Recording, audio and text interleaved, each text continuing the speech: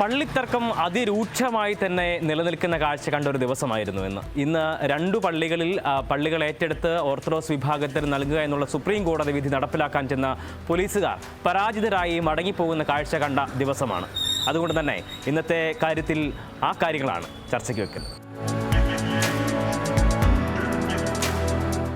മഴുവന്നൂർ പുളിന്താനം പള്ളികളടക്കം 6 പള്ളികൾ അതിൻ്റെ അവകാശം ഓർത്തഡോക്സ് വിഭാഗത്തിന് നൽകണമെന്നുള്ള സുപ്രീം കോടതിയുടെ വിധി അത് നടപ്പിലാക്കുക എന്നുള്ള ഉദ്ദേശത്തോടു കൂടിയാണ് ഒരു വലിയ പോലീസ് സംഘം ഇന്ന് ഈ പള്ളികളിലേക്ക് എത്തിയത്. പക്ഷേ അവിടെ ഉണ്ടായിട്ടുള്ള കാഴ്ചകൾ അത് പക്ഷേ ഇങ്ങനെയായിരുന്നു.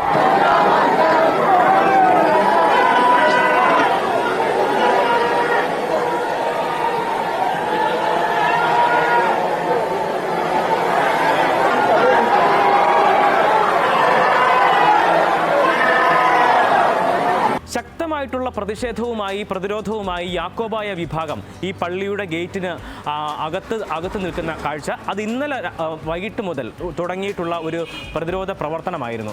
കഴിഞ്ഞ കുറേ ദിവസങ്ങളായി ഈ വിഷയം കോടതിയോട് ഉൾപ്പെടെ പരിഗണനയ്ക്ക് വരികയും കഴിഞ്ഞ ദിവസം ഈ കോടതി ഈ വിഷയം പരിഗണിക്കുന്ന ഘട്ടത്തിൽ എന്തുകൊണ്ടാണ് സുപ്രീം കോടതി വിധി നടപ്പിലാക്കാത്തത് എന്നുള്ള ഒരു ചോദ്യം സർക്കാരിനോട് ചോദിക്കുകയും ചെയ്തു.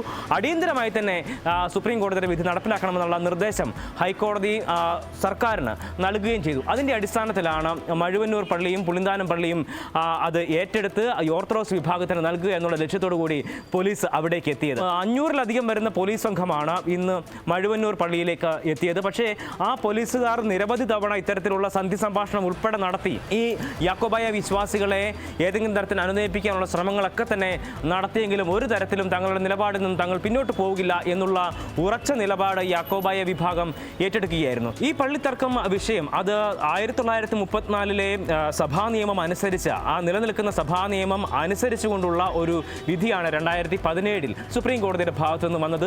ആ വിധി വന്നതിന് പിന്നാലെയാണ് ഈ സഭകൾ തമ്മിലുള്ള പിളർപ്പിന് ശേഷവും യാക്കോബായ വിഭാഗത്തിന് ഒപ്പം നിന്ന പള്ളികൾ കൂടി ഓർത്തഡോക്സ് വിഭാഗത്തിന് നൽകണം എന്നുള്ള ഒരു വിധി അതിൽ ഉണ്ടാവുകയും ചെയ്തിട്ടുള്ളത്. അതിനുശേഷമാണ് ഇത്തരത്തിലുള്ള സംഭവവികാസങ്ങളെല്ലാം തന്നെ ഉണ്ടാകുന്നത്.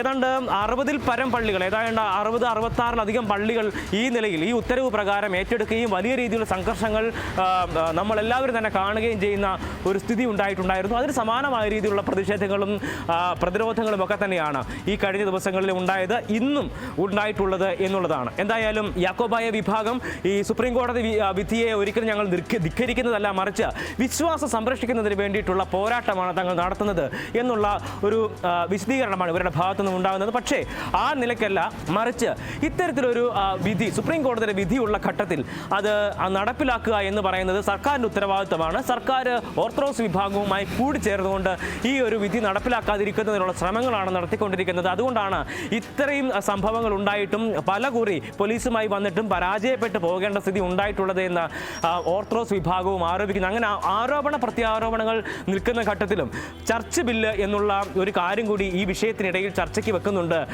യാക്കോബായ വിഭാഗം. പക്ഷേ അതിൻ്റെയൊക്കെ കാര്യങ്ങൾ അല്ലെങ്കിൽ അതിൻ്റെയൊക്കെ സാധുത എത്രമാത്രം ഉണ്ട് എന്നുള്ളതും ഒരു ചോദ്യചിഹ്നമായി നിൽക്കുകയാണ്. മറിച്ച് വിശ്വാസത്തിൻ്റെ പേരിലുള്ള തർക്കങ്ങളാണ് ഇത്തരത്തിൽ ഉണ്ടായിക്കൊണ്ടിരിക്കുന്നത്.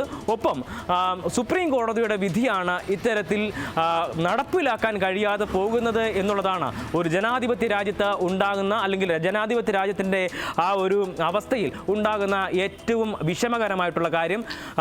വിശ്വാസം അതും ഒപ്പം തന്നെ രാജ്യത്തെ നിയമങ്ങളും എല്ലാം ഒരുപോലെ തന്നെ സംരക്ഷിക്കപ്പെടേണ്ട ഒരു സാഹചര്യം കൂടിയാണ് ഉള്ളത് എന്നുള്ളിടത്താണ് ഇത്തരത്തിലുള്ള സംഭവങ്ങൾ ആവർത്തിക്കപ്പെടുന്നത്. എന്തായാലും 25-ാം തീയതി ഈ കേസ് വീണ്ടും പരിഗണിക്കുമ്പോൾ സർക്കാർ ഇതിനെല്ലാം തന്നെ മറുപടി പറയേണ്ട ഒരു സാഹചര്യം കൂടി ഹൈക്കോടതിയിലുണ്ട്.